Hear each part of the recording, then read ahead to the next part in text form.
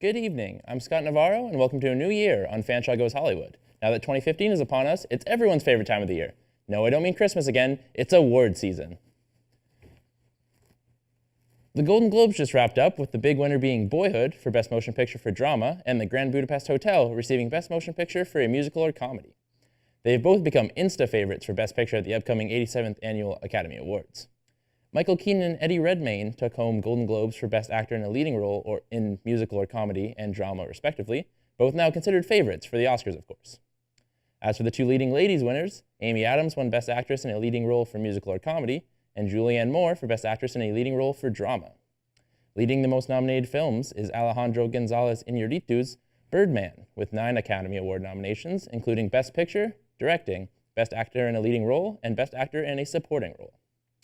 Tied with Birdman's nomination is Wes Anderson's The Grand Budapest Hotel, also with 9 nominations. They include Best Picture, Best Directing, and Best Screenplay.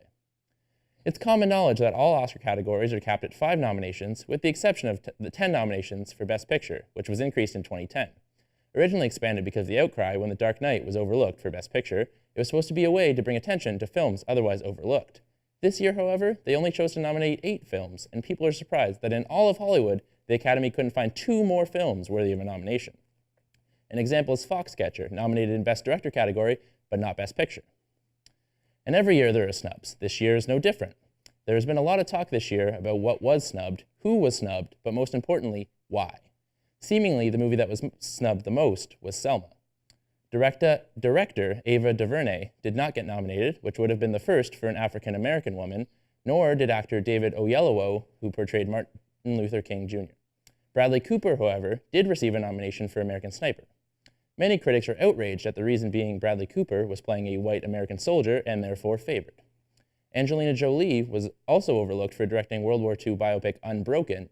In fact, due to these many snubs, people are calling this Oscars the most white male Academy Awards in the last 10 to 15 years. But on a lighthearted note, Meryl Streep has been nominated once again for her role in Disney's Into the Woods. This marks her total Oscar nominations at a whopping 19. This continues to cement her as the most nominated actor in Oscar history. Second on that list is Jack Nicholson with 12. Well, that's Hollywood's buzz, but what about the local moviegoers? Let's head out to the field. As we had Oscar time, all of our favorite celebrities put on their best attire and hit the red carpet, while this reporter puts on a dress shirt and hits the tile floor, but we're here at Western asking filmgoers about the Oscars. We started by asking them what they're most excited about at the Oscars. Excited to see everyone all dressed up and all celebrities. Best Picture. The Oscars are kind of like Christmas generally because I'm a film critic, so I love watching them. Of course, most of the time it's like Christmas, but you always get coal. Oh, the best actor. I'm really excited to see all the really pretty dresses and see what everyone's going to be wearing that night. At the Oscars, Neil Patrick Harris, he's going to be hosting, and most times it's Ellen, but I want to see what Neil Patrick Harris can do, what tricks he's going to bring to the table, what thing he's going to do different. Definitely Best Animated Film. Next, we asked them what their favorite category was and what they thought should win that category. To be honest, I'm most excited about the Best Actress category because I really have no clue what's going to win there. You've got Julianne Moore with an amazing performance with Still Alice, Rosamund Pike as a kind of fan favorite. Probably Best Supporting Actress, female, and I'm excited to see Meryl Streep win it for Into the Woods. The Grand Budapest Hotel, because the director, I can't remember his name, but he's known for he's just a different style. And it's the way it looks. It looks like it's made out of plastic. When you go up the mountain in the carriage, it was just something I've never seen before in a picture. I don't go to a lot of movies, but this year I saw a movie called The Imitation Game, which was unbelievable. It's sort of the birth of computers, where I was around when computers were first being created. So it was pretty exciting to watch that movie. Bradley Cooper for his role in American Sniper. He did a very good job in it, and I liked all the shooting in it. Probably Big Hero 6 because it was really cute.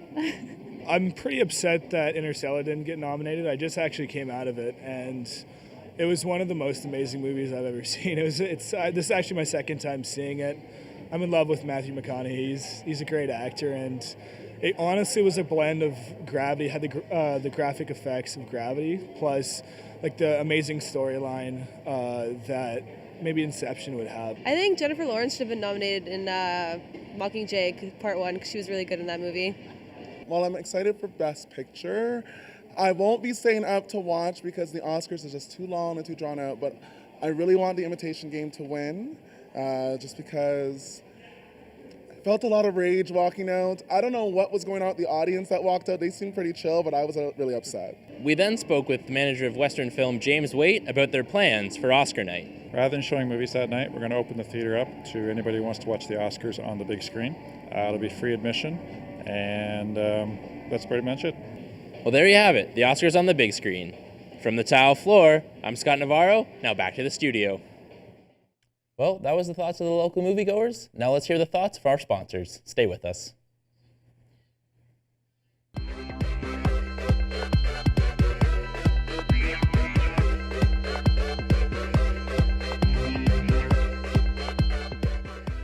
Welcome back. Before the break, we had a look at the big categories, but now we'll give some love to the men and women behind the scenes. We'll start by having a look at Fanshawe's own behind-the-scenes stars, the Advanced Filmmaking Program. Here at Fanshawe, we have our own Oscar-worthy program, the Advanced Filmmaking Program. We sat down with Romy Goulem to learn about the program. The AFM program is a postgraduate program, and you need to either have a university degree or a college certificate in a related field to get into the program. We also spoke with AFM student Taylor Homa. Before I got into AFM, I actually took the TV broadcasting program. We asked about the difference in AFM and what happens in the program. AFM, you spend a lot of time doing your prep work and doing the paperwork, and you spend about 6 weeks just planning out a shoot. Where TV, you come in one day and you set up, shoot, and say goodnight in less than 24 hours. So that's probably the biggest difference. We do narrative films, which is where we're now. We did screenwriting is in the fall, and then directing is in the winter. So we write the screenplays that we're going to make in the winter, in the fall, and then we move cinematography towards lighting and shooting narrative films, editing narrative films. Production is about how to work on a set for a narrative film. And so we try and organize the semesters to focus around the types of films we're making. You learn to appreciate everything, because the one thing that comes across in most people's minds is the acting. But when you're in a program that focuses on the technical aspects, you start to see everything else that isn't just acting when watching a movie. And personally, I think that's really valuable, and it's really interesting as well. On that note, we asked what goes underappreciated at the Oscars. I think the people who don't get the recognition at the Oscars are the ones that get their awards the day before the big ceremony, and there's a lot of them who get awards the day before. Best editing is one definitely for me because I love editing, so that is one that I feel is a little underappreciated, as well as visual effects, because if you look at the nominees this year, I think a lot of the Marvel movies got nominated for each one of those, and you just take a look at all the visual effects put in those movies, and they're outstanding. Crafts that don't get recognized, I think the idea of them even winning an award at the Oscars helps people realize the importance of them. I don't think people think about sound editing when they're watching films, but when they see an award go to the sound editor or the sound department, they realize, how important sound is to making films. Picture editors, wardrobe, I think a lot of that stuff is forgotten by the general public. So I think one good thing about award shows is it draws attention to these other crafts other than the movie stars and the directors. From the local unsung film heroes to the big timers, let's have a look at some of the Oscars that don't get all of the hype. Here I'm here today with my guest Antonio Suarez, and we'll be covering a few of the awards that don't really get as much recognition behind the scenes. We'll start with film editing. Big snub here. Yes, Birdman. I was very surprised by this one because, David Cruz, he did a really good job at making sure that this looked like it was all one shot. And that is incredibly hard work to do. And the way he pulled it off, I was really surprised that Birdman did not get nominated for editing. Yeah, maybe just because it doesn't seem as if it was edited almost. You think the Academy would recognize that, but Yeah. But what is maybe one of the contenders for this one? American Sniper, definitely. That is definitely one of the front runners this year, and so is Grand Budapest Hotel, but I think American Sniper is probably going to take it. Oh yeah, and so flipping over from video editing over to sound editing, sticking with American Sniper actually, it's up there as well. Yes, definitely. What the sound editors did with this movie was they were able to put you in the war zones and with the sound, and that was just incredible. So that, along with Interstellar, I believe are the two front runners for sound editing this year. Yeah, and Interstellar didn't exactly really get too many nominations, but it was up there for sound editing. But flipping over to before production, actually, we'll hit writing, best original screenplay. Big snub here. Yes. Yeah, Big Eyes. It took 10 years for them to write. Yes. And it didn't get up there. I know. I was very surprised. I couldn't believe that because 10 years of writing a film, you would think that it would be nominated, but yeah. I guess the Academy just didn't think it was as well as it could have been. Yeah, and a film that didn't appear in too many nominations, but is here, Nightcrawler. Interesting film here. Yes, Nightcrawler. Did you see Nightcrawler? No, I didn't, but tell me a little bit about it, actually. It's about Jake Gyllenhaal. He plays a guy who's down on his luck, and then he gets a TV camera, and he just goes crazy. Yeah. Well, let's see if it can win that one. But we're going to head to break. After the break, we'll be back with a look at the Highland.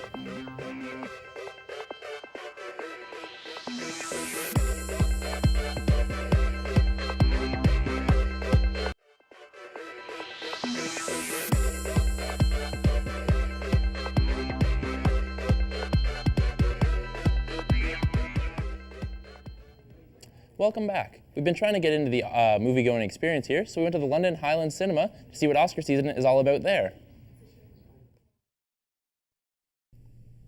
On Warncliffe Road lies London's only remaining independent theatre, the Highland. We sat down with their projectionist, Vic Laurentis, to learn about the history of the theatre, the experience that actual film creates, and how Oscar time affects their operation. The Highland Cinema was built and opened as a movie theater in 1933, and it was originally called the Elmwood Cinema, and that lasted up until 1955 when Odeon of England bought it and changed the name to Highland. So it ran as the Highland until Cineplex bought Odeon at some point in the early 80s, so it became Cineplex Odeon Highland, and that lasted until around 1989 when they started building multiplexes. And then all these single-screen cinemas shut down. In 2005, a husband and wife team, Maura and Ollie, decided to take on their dream project and open up this theater because London no longer had a little independent theater. This being a neighborhood theater, we have a lot of people in Wortley Village that just sort of walk here, and that's why we're able to be open all day, every day. So we have matinees every day. We still have our film projectors. So we've got 3 projectors up in that booth, 2 35 millimeters and the digital. But if you want to compare film done right to digital, digital is smoked by film easily.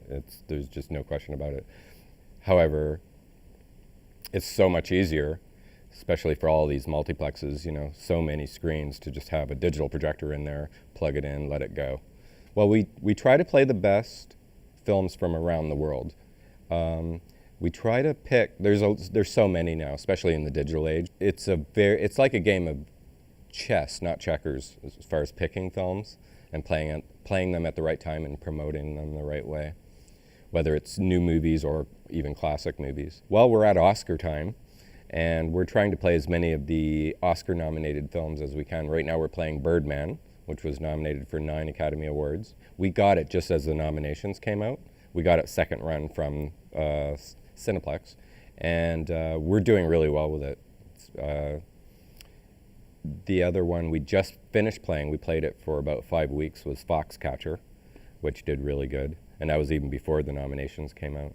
The other stuff that we show, which used to all be on film, is now mostly all digital. And the digital projector we put in is all accessories tallied up $100,000. So there's a big loan to pay for that. And we're actually doing a fundraiser right now selling seat nameplates where you can buy a Highland seat and have your own name on it, and for $150, and you can be immortalized. Hey there, welcome back. To the viewers at home, we're here in the studio getting our oven mitts on. I'm here with my pal, Mackenzie McLeod, and we're going to be making some Oscar cookies today. Thanks for having me, Scott. This year's featured recipe is our real life-shaped Oscar cookies. They're delightfully tasty and look like the real thing. Take them home to your family and fool your friends into thinking you've won Best Picture. They might even believe you. So first, in your mixing bowl, you're going to add 1 cup of butter, which we have pre-measured here. And then you're going to add 2 ounces of cream cheese, again, pre-measured. Give you a hand there. Thank I you. feel like I'm doing something right. The next thing you're going to do is add 1 cup of sugar. Again, we've pre-measured this. And then you're going to beat that together. The next thing you're going to do is you're going to actually put an egg in, if you would mind handing me that. I can do that. That one's easy enough. There you are. So you're going to take that, you're going to crack it open, put that in. And then you're going to put 1.5 tablespoons of vanilla extract. That's this one. That is this one. Nice. So you're going to put... Nice, okay. Not the spout I was expecting. Then you're going to add half a teaspoon of almond extract. That one there. Yep. Also a big spout on that one, so watch out. And then you're going to beat all that together. Okay. And then the next thing you're going to do, actually, in a separate bowl, you're going to have 3 cups of flour, which we already have mixed together here. Okay. You're going to put in 1.5 teaspoons, of baking powder. I'll open that for you too. Oh, there we go. Thank you. Put that together. Right. And then you're going to put half a teaspoon of salt. There you go. Okay. The salt is a bit frozen. All right, so when you get that all together, yep, let's roll it like this. There. And then, yes, it's going to look exactly like this. Okay. And then you're going to flatten it. Okay, so we just kind of roll it out. Using a roller, yep. All right, well, I mean, I did that already because I'm really awesome. So perfect. So there you go. Yeah, and then you're going to take your, gingerbread man cookie cutter. Right. You're going to put that there. Okay. And then you're going to, kind of forcefully rip off the arms and the arms. That's my favorite part. And then put the legs together like that. The next thing you're going to do is put in the oven. Okay. For about 8 to 12 minutes. Then they look like this, right? Yeah, for sure. We're As you can not see, done they yet, right? kind of have the Oscar look to them, but yeah, the finishing touches. There it is. Do you mind handing me the icing? All right. Okay. So homemade icing's better, but we have this for right now. I can't win it Just all. kind of want to put this on there like this. Right. All right. There you go. Well, and then you add some sprinkles and sprinkles actually, and then you're all done.